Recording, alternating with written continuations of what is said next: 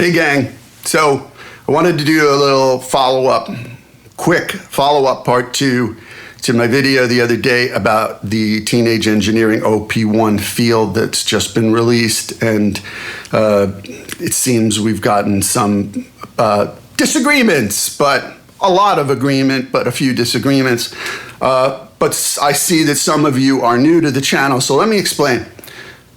I have been producing records for over 30 years. I've worked on hundreds of records. I've won awards. Not that that should matter because that's not why we do this, right? But I have a ton of experience. And I gauge everything on value because as the music industry has shrank, as we've been getting paid less, as studios close, value, right? And for the people who have been here for a while with me, not huge audience, it's not some YouTube famous audience. We just have some very dedicated, cool people that care about the stuff that I care about, which is audio, fidelity, production techniques, saving you money on gear. Because the people who've been here a while will tell you, I have bought a shit ton of gear over the years. So I know from whence I speak. So that 30-year experience comes into it to try to help you out. So value. The way I look at the OP-1 is, and again, let me be clear because we had one viewer kind of go off and it was hilarious. I enjoyed that. But I don't have any problem with teenage engineering. They can charge whatever they want. God bless them, right? But it's value.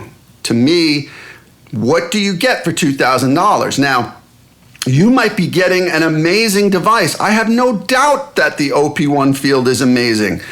I wish I could justify $2,000 for that device. I can't for several reasons. I'll try to get into a couple of them. First one is my wife would freaking kill me. All right? I mean, seriously. You could get a loaded, top of the line, move satellites computer for $2,000, a PC anyway, because I've done that. You can get, I don't know how many plugins for that, including DAW software. Like I own Ableton, Bitwig, Pro Tools. I've had Cubase. I still own it, but I don't use it. So, it's value. What do you get for this $2,000? For me, as an audio professional, again, I do this full time, 24/7 for 30 years. I don't have another job. This is what I do. This is how I pay the bills. Value. What am I getting for my $2,000? You might get, to me, I might get a few songs, maybe. But for the Mate, the M8 device, if I got a few songs out of that, which is all I expect for $550, that's a score because I value songs very highly. But I would have to get a lot out of the OP-1 field over a long period of time to justify $2,000. I mean, what if something happens to your car next week? That could be $2,000, you know what I mean? So, I mean, if you have like dispensable income, where it just doesn't matter, go for it. Like I said, I had my finger on the trigger to buy it, but I decided since my old iPad mini that I use for a lot of things in audio, believe it or not, even though I have a full studio with 4 different DAWs and interfaces and preamps and microphones and whatever, and work every day, I still use my iPad for audio, especially on the road, but I use it in the studio. And that was failing, that old iPad mini. The battery's not charging. So I chose, let's see, value.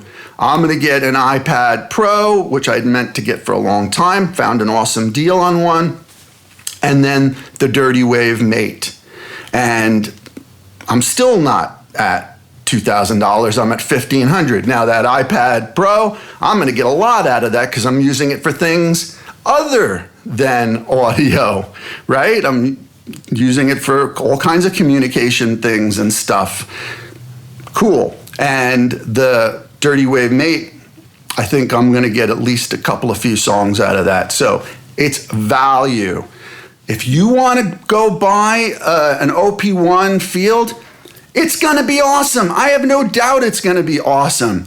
You just like, at some point, and I've learned this over the years, at some point you have to draw the line with what you're spending on music, because it's like, you know, when we release records, you have to hire a publicist, right?